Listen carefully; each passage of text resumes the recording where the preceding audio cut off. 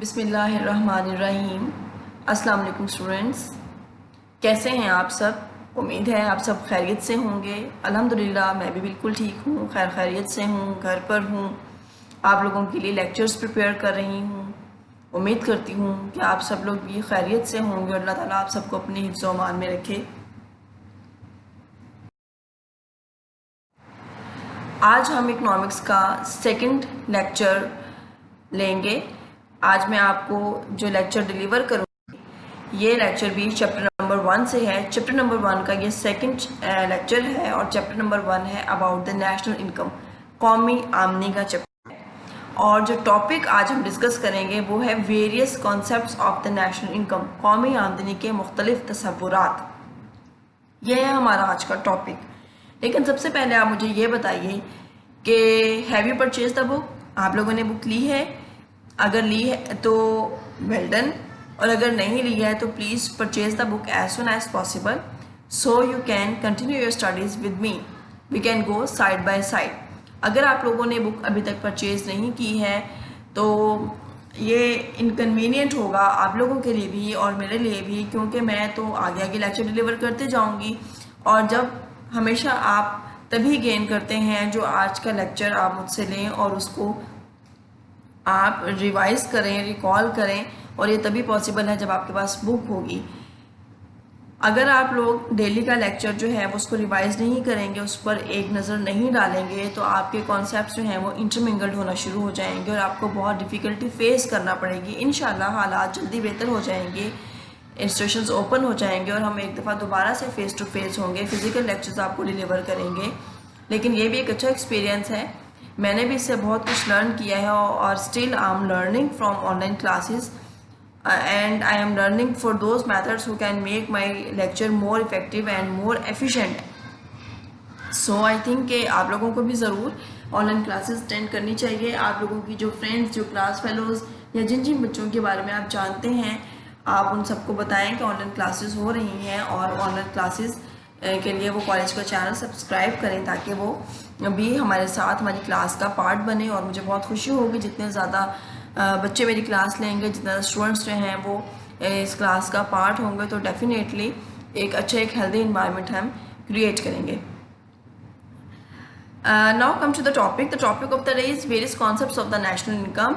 In the previous lecture, I gave you a brief introduction about the various concepts of the national income. So I thought you may not be able to have a complete understanding about that. But today, I'll throw light on some of the concepts which make your concepts more and more clear.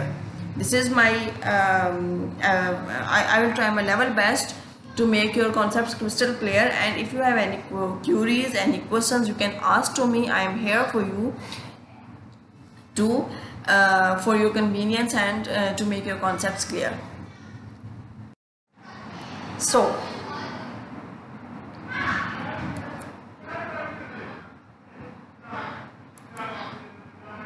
now start from here. This is a flow chart. I make it for you. You can see how many various concepts of the national income are here. There are 7 concepts I wrote here. Start from the bottom.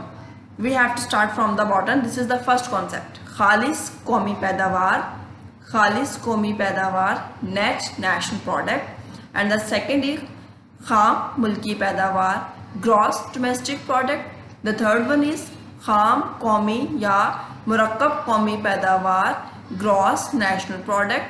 And the fourth one is कौमी आमदनी, national income. Fifth one is faeces आमदनी, per capita income. Sixth is शख्सी या ज़ाती आमदनी, personal income. And the seventh one is काबिल तसर्रुफ शख्सी आमदनी, personal disposable income. In this flow chart, I gave you the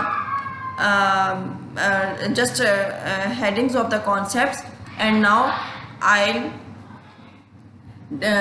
tell you about the detail of these concepts one by one.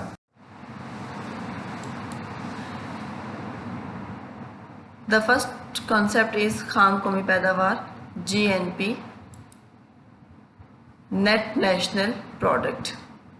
खाम कौमी पैदावार। सबसे पहले हम इसकी डेफिनेशन देखते हैं। How to define this concept. अशिया व खिदमात का मजमूआ जो किसी मुल्क के लोग एक साल के अरसा में पैदा करते हैं। The quantity of goods and services which is produced in a country by the resident of the country is known as the GNP, Gross National Product। अब इस डेफिनेशन में दो चीज़ों का जिक्र किया गया है, अशिया और खिदमात। अगर हम अशिया की बात करें तो अशिया में हमारे पास ज़रूरी पैदावार, सनती पैदावार और मादनी पैदावार आती है। ज़रूरी पैदावार यानी कि एग्रीकल्चरल प्रोडक्ट, सनती पैदावार industrial production and minerals. What is the agricultural production? Agri product are those product which are being produced in the fields. ज़रूरी अशिया वो अशिया होती हैं जो कि खेतों में उगाई जाती हैं। इसमें सब्जियां, फल, ज़रूरी अजनास, कपास, गंदम, जौ, जवार, बाजरा वगैरह शामिल हैं। और तमाम सनतों को ज़रूरी शोबा जो है वो खाम माल फराहम करता है। जिस तरह टेक्सटाइल इंडस्ट्री को कपास की फराहमी, लेदर इंडस्ट्री को चमड़े की फराहमी, इस तरह से शुगर इंडस्ट्री को गन्ने की फराहमी, आलू चुकंदर की फराहमी और फ्लोर इंडस्ट्री को गंदम की फराहमी आटे के लिए। यानी ज़रूरी पैदावार उन तमाम ज़रूरी अजनास, सब्जियों और फलों पर मुश्तमिल होती है जो कि किसी मुल्क का ज़रूरी शोबा पैदा करता है। सनती पैदावार में तमाम इंडस्ट्रियल सेक्टर आता है जिसमें टेक्सटाइल इंडस्ट्री जैसा कि जिसमें धागा बनाया जाता है, कपड़ा बनाया जाता है, चमड़े की इंडस्ट्री जिसमें लेदर बैग्स, बेल्ट्स, शूज़ वगैरह बनाए जाते हैं। और इस तरह से बहुत सारी इंडस्ट्रीज़ हैं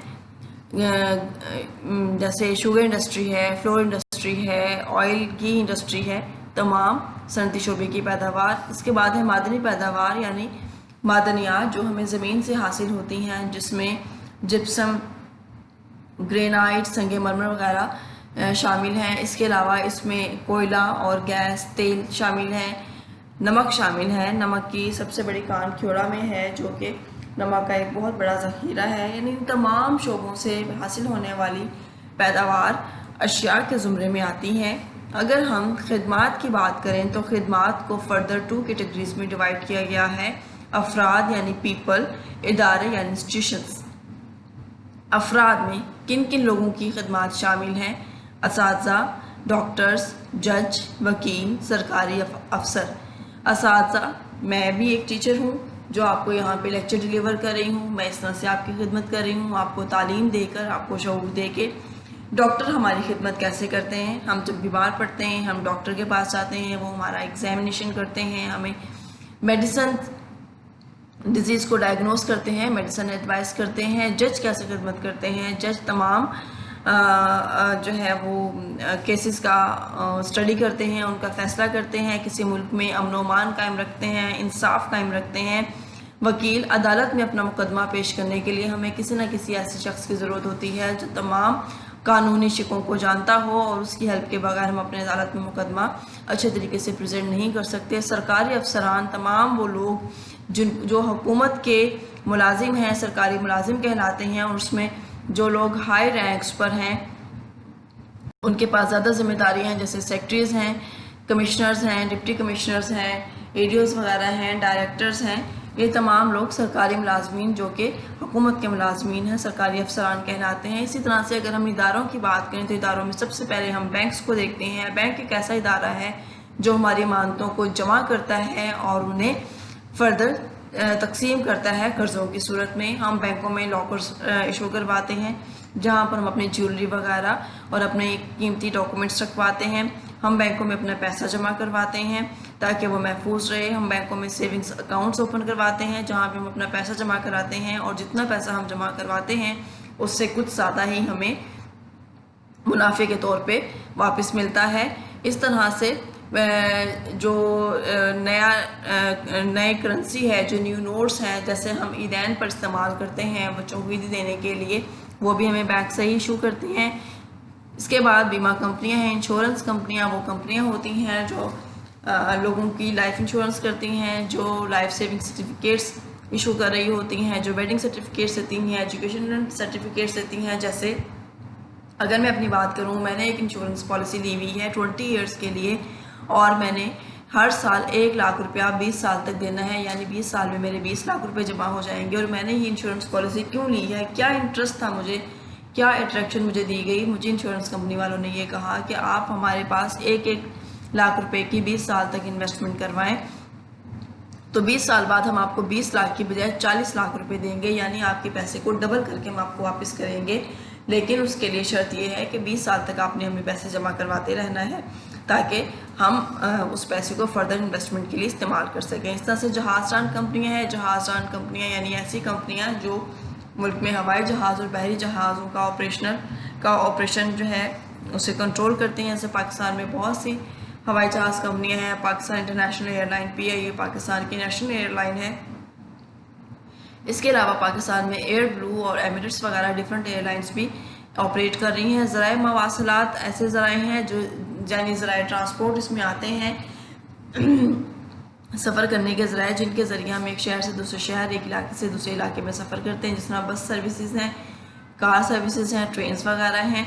ख़बर रसानी के ज़राए वो ज़राए हैं जिनके ज़रिए हमें पूरी दुनिया के हालात से आगाही हासिल होती है। और इसमें आजकल जो है वो बहुत कॉमन और मोस्ट और फास्टेस्ट वे जो है वो इलेक्ट्रॉनिक मीडिया है, इंटरनेट है। इंटरनेट के थ्रू हम पूरी दुनिया की खबरें बहुत जल्दी पलक झपकते में ही हासिल कर सकते हैं। ट्विटर के ज़रिए, इंस्टाग्राम, फेसबुक वगैरह, इन सब के ज़रिए हम पूरी दुनिया से बाखबर रहते हैं और अपनी खबरें भी दुनिया को पहुंचाते रहते हैं। इसके अलावा ये तो सोशल मीडिया है, लेकिन इलेक्ट्रॉनिक मीडिया में जैसे हम ये देखें, हम डिफरेंट चैनल्स देखते हैं, डिफरेंट न्यूज़ चैनल्स देखते हैं, और वो सैटेलाइट के थ्रू पूरे वर्ल्ड में अपनी ट्रांसमिशन भेज रहे होते हैं और वहाँ से हम रिसीव भी कर रहे होते हैं। पहले जब पाकिस्तान बना था तो सिर्फ और सिर्फ रेडियो पाकिस्तान था, फिर ब्लैक एंड वाइट TV आया, और फर्दर जो है वो इतनी डेवलपमेंट होती गई कि इन कोर्स ऑफ टाइम मीडिया जो है वो इम्प्रूव करता गया।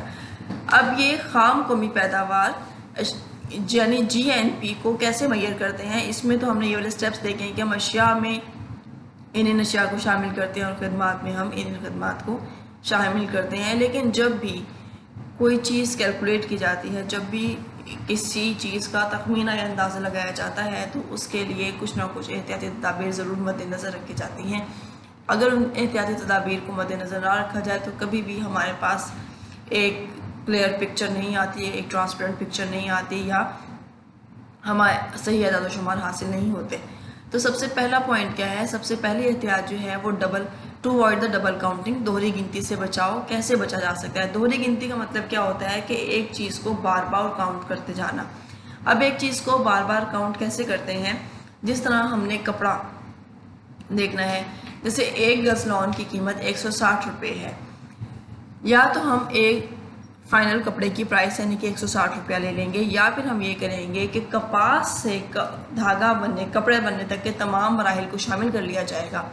कपास से लेकर कपड़ा बनने तक के तमाम मराहिल को शामिल कर लिया जाए, लेकिन कपड़े की फाइनल प्राइस यानी 160 को शामिल ना किया जाए, वरना तो ये डबल काउंटिंग हो जाएगी।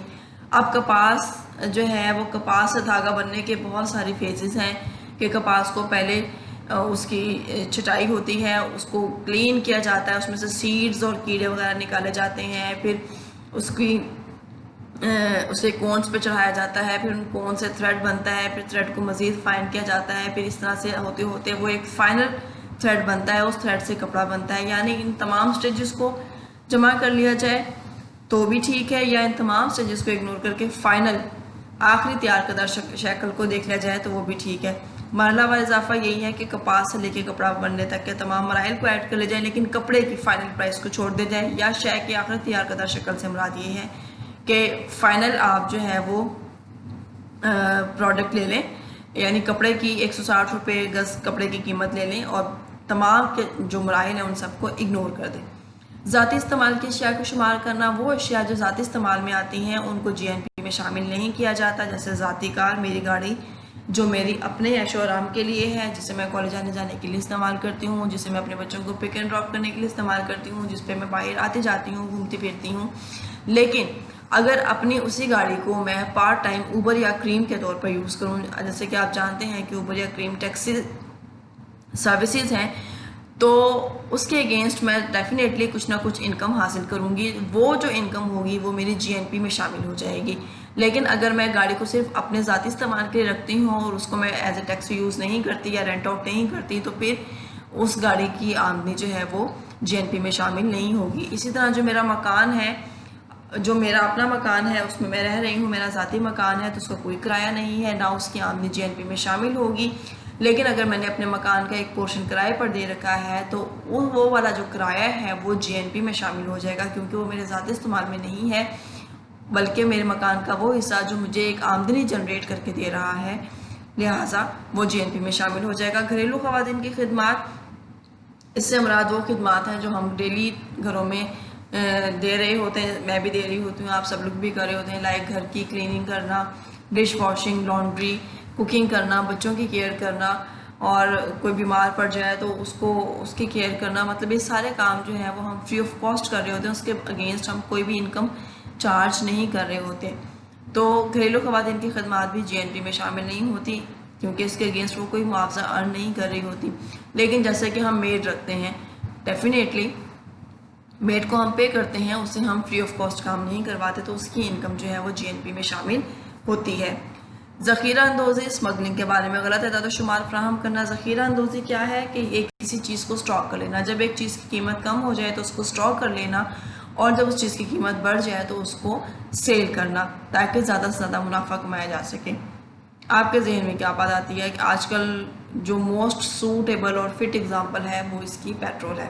जैसे पेट्रोल 74 रुपीज़ पर आया तो फ़ौरन पेट्रोल की शॉर्टेज होगी।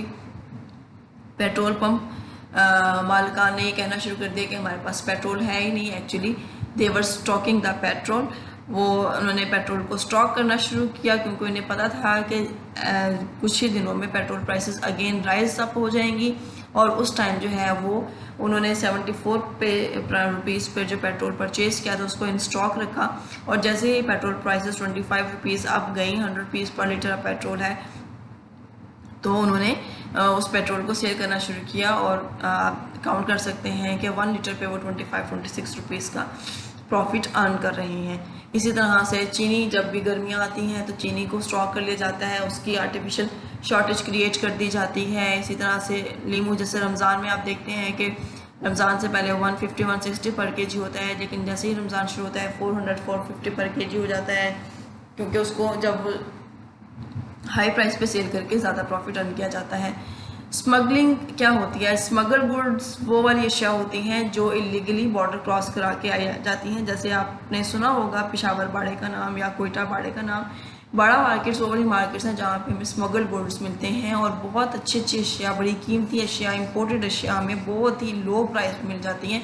इसकी रीज़न क्या होती है कि लोग पेशावर से, जैसे गाड़ी है, गाड़ी के स्पेयर पार्ट्स लेके आते हैं, पेशावर से लेके आते हैं, कोयटा से लेके आते हैं कि वहाँ से हमें बहुत सस्ते मिल रहे हैं। इलेक्ट्रॉनिक्स के अशिया लेके आते हैं। इसकी रीज़न ये होती है कि वो अशिया गैर कानूनी तौर पे बॉर्डर क्रॉस करके पाकिस्तान में लाई जाती हैं और उन पर कस्टम पे नहीं किया होता, क्योंकि कस्टम ड्यूटी जो है वो एक अच्छी खासी हैवी टैक्स होता है। जब वो अशिया पे लगा दिया जाता है तो अशिया की मालियत कहीं ज़्यादा बढ़ जाती है। जब वो इलीगली बॉर्डर क्रॉस करके आती हैं तो अल्टीमेटली जो है वो सस्ते दामों बिकती हैं। लेकिन इन अशिया का जो स्मगल अशिया होती हैं, इन अशिया से हासिल होने वाली आमदनी भी जीएनपी में शामिल होने से रह जाती है, क्योंकि इसके बारे में फैक्ट्स एंड फिगर्स शो नहीं किए जाते। बैरून ममालिक से हासिल शुदा आमदनियाँ क्या होती हैं? बैरून ममालिक से हासिल होने वाली आमदनियाँ मैंने आपको पहले भी ये बताया था, जैसे किसी के अब्बू, किसी के भाई, किसी के हस्बैंड बाहर के मुल्कों में जॉब करते हैं और उनकी फैमिली पाकिस्तान में रह रही होती है, डेफिनेटली वो फैमिली को सपोर्ट करते हैं, उन्हीं की खातिर वो मुल्क से बाहर जाते हैं, तो वहाँ पे वो काम किसी दूसरे मुल्क में कर रहे होते हैं। लाइक कि वो सऊदी अरब में, जैसे मेरे फादर हैं, अगर वो सऊदी अरब में जॉब कर रहे हैं तो हम तो यहाँ सेटल हैं, वो जॉब सऊदी अरब में कर रहे हैं, वहाँ से वो अर्निंग्स हासिल करते हैं और वो पैसे वो हमें यहाँ पर पाकिस्तान भेजते हैं, जिससे हमारा सेटअप चलता रहता है। यानी वो वाले पैसे जो बाहर के मुल्कों से आते हैं उन पैसों को जीएनपी में शामिल किया जाता है, यानी फॉरेन इनकम्स जो हैं वो उनको जीएनपी में शामिल किया जाता है। अब फॉरेन इनकम्स में हमारे पास फर्दर इनकम्स भी आती हैं, जैसे निजी सरफी खर्च, यानी कि प्राइवेट कंजम्पशन। वो कंजम्पशन होती है जो हम अपनी ज़ातियात पे खर्च करते हैं, उसको हम निजी सरफी खर्च कहते हैं। जैसे मैं अपने कपड़े जूते वगैरह बनाने के लिए पैसे खर्च करूं, या जो आपको पॉकेट मनी मिलती है, आप कॉलेज जाते हैं, कैंटीन पर जाते हैं, उससे आप रिफ्रेशमेंट लेते हैं, कोल्ड ड्रिंक ले लेते हैं, समोसा ले लेते हैं, बर्गर खा लेते हैं, तो वो आपका निजी सरफी खर्च है।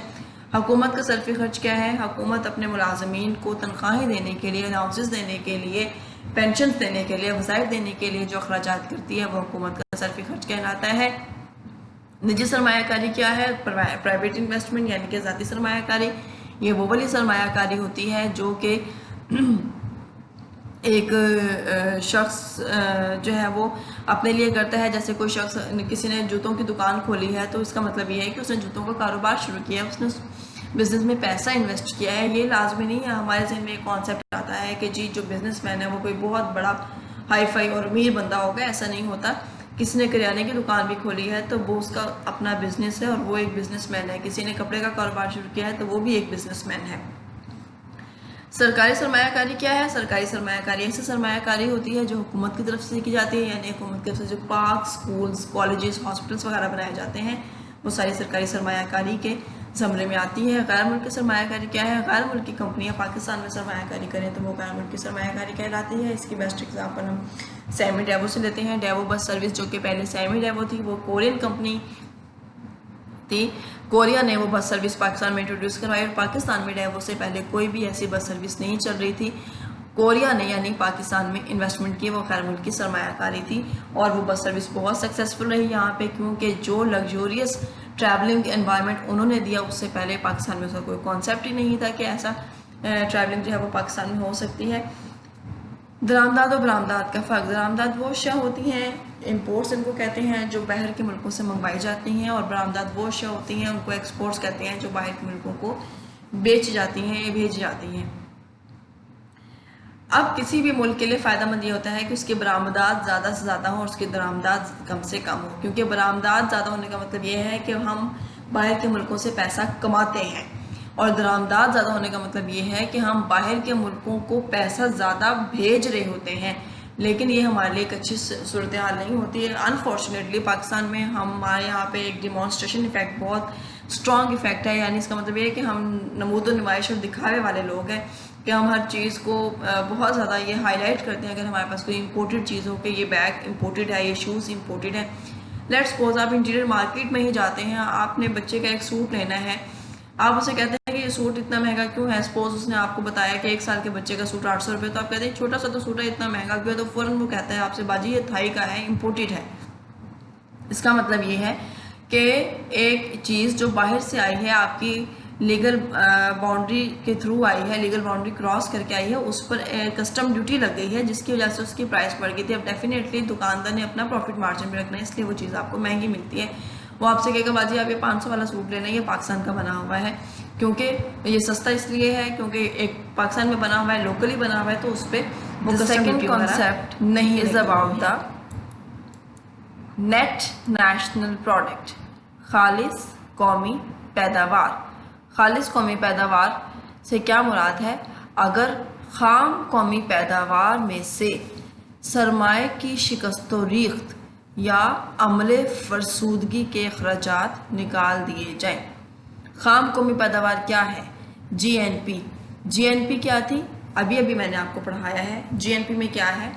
अशया खिदमात का मजमुआ, यानी ज़री शोबे की पैदावार, सनती शोबे की पैदावार, मादनी शोबे की पैदावार, डॉक्टर, वकील, जज, सरकारी अफसरान और असातिज़ा की खिदमात, इसके अलावा मुख्तलिफ इदारों की खिदमात जैसे बैंक, बीमा कंपनियाँ, जहाज़रान कंपनियाँ वगैरह, इन इदारों की खिदमात। इन तमाम इदारों से, इन तमाम अफराद से, इन तमाम अशिया से हासिल होने वाली आमदनी को GNP यानी कि खाम कौमी पैदावार कहते हैं। अब हमें NNP कैसे हासिल होगी? नेट नेशनल प्रोडक्ट हमें कैसे हासिल होनी है? नेट नेशनल प्रोडक्ट को हासिल करने के लिए हम करेंगे कि GNP में से डेप्रिसिएशन अलाउंसेस को माइनस कर देंगे। GNP minus DA, depreciation allowances, खालिस कौमी पैदावार बराबर है खाम कौमी पैदावार माइनस फरसूदगी के अखराजात। अच्छा, अब ये डेप्रिसिएशन अलाउंसेस क्या होते हैं? सॉरी सबसे पहले आपने देखना है कि जो शिकस्त व रीख्त के अखराजात हैं या इन्हें फरसूदगी के अखराजात भी कहा जाता है, इनको हम कहते हैं डेप्रिसिएशन अलाउंस। अब ये फरसूदगी के अखराजात क्या हैं, ये आपका एक अलहदा से शॉर्ट क्वेश्चन भी है और ये बहुत इंपॉर्टेंट शॉर्ट क्वेश्चन है, आप इसको नोट डाउन कर लें। शिकस्त व रीख्त के अखराजात वो तमाम अखराजात हैं जो कि मशीनों, गाड़ियों और दीगर आलात सरमाया की तोड़ फोड़ के सिलसिला में बर्दाश्त करना पड़ते हैं। यानी जो भी मशीनरी, जो भी गाड़ियाँ जिनकी मदद से आमदनी हासिल होती है और वो आमदनी कौमी आमदनी का हिस्सा बनती है, और दीगर आलात सरमाया। आलात सरमाया क्या होते हैं? आलात सरमाया वो आलात होते हैं जिनकी मदद से मज़ीद आमदनी पैदा की जाती है।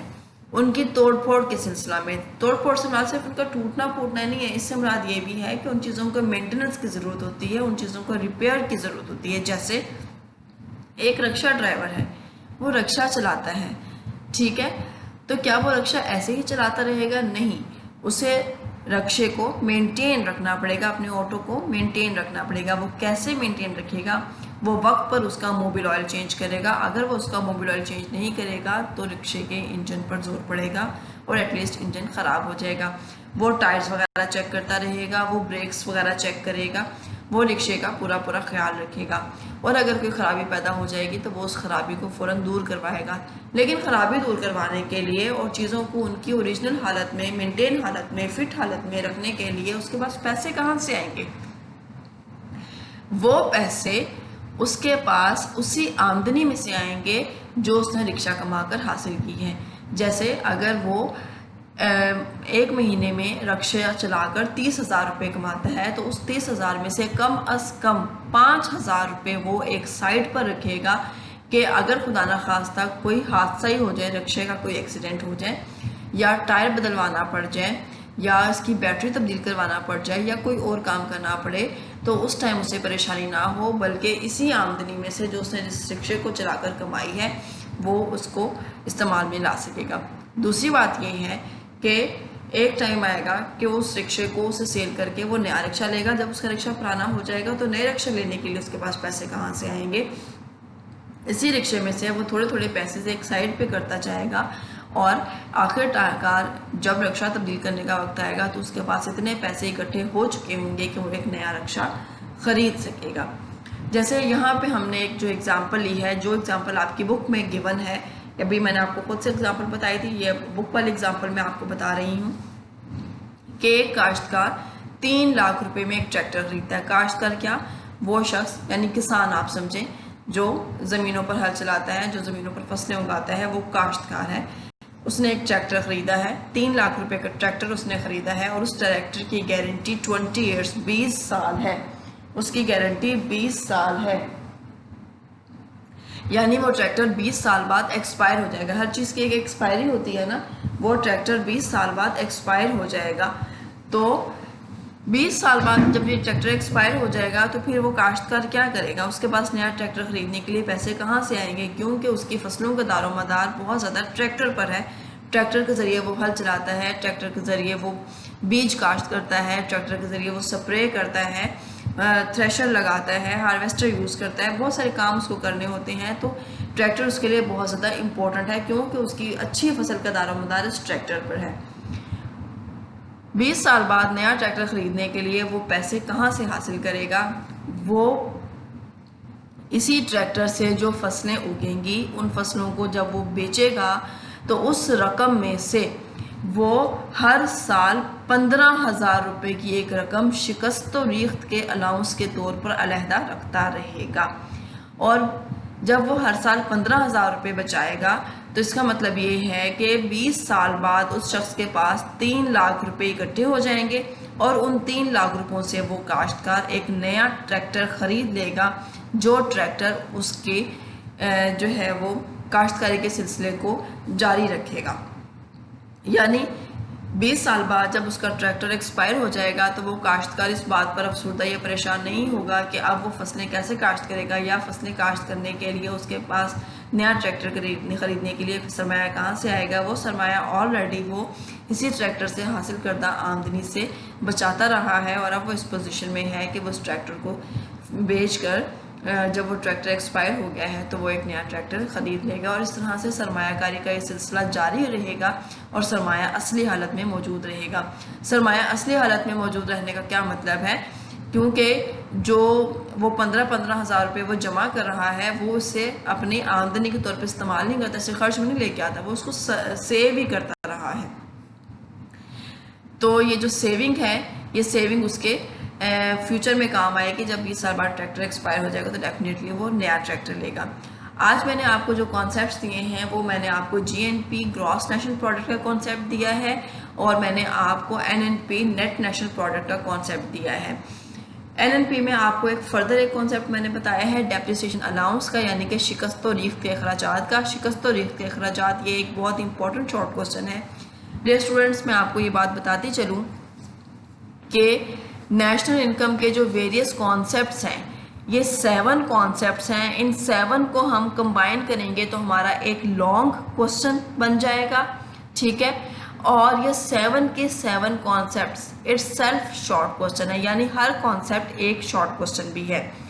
अब वो शॉर्ट क्वेश्चन में आपने क्या लिखना है? आपने शॉर्ट क्वेश्चन में उसकी डेफिनेशन लिखनी है और जैसे ये खाम कौमी पैदावार है, ये आप इसकी डेफिनेशन लिखें और ये आप इसकी इक्वेशन लिखें। डेफिनेशन 2 मार्क्स ही कंप्लीट हो जाती है। ये शिकस्त और रीख्त के अखराजात है, ये इसकी डेफिनेशन लिखें, इसकी कोई इक्वेशन नहीं है अगर तो ये डेफिनेशन 2 नंबरों की ये भी कंप्लीट हो जाती है।